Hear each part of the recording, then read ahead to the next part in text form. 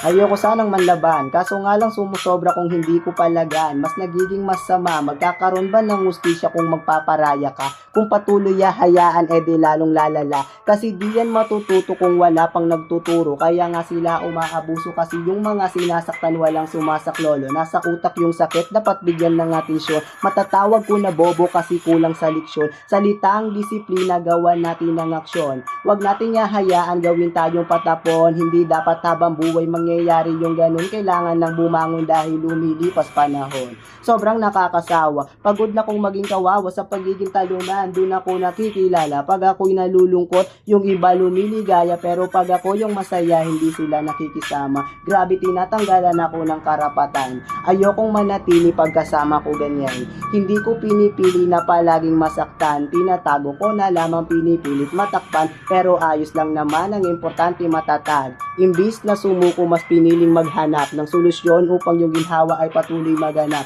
Sa mata ng iba, kami yung masama, pero samantalang sila may mabuting nagawa. Pasensya sa patama, ugali niya pambata. Para makuha ang gusto, idadaan lang sa paawa. Hindi pa siya kontento, gusto niya pa sustento. Yung mukha niyang makapal, mas matigas pa sa simento. Piling biktima malaya, sila ang magpakalat ng iba't ibang istorya. Pasimpleng magnanakaw, parang nasa divisorya. Sana lang na makonsensya, mahirapan sa pagtulog na parang may insomnia.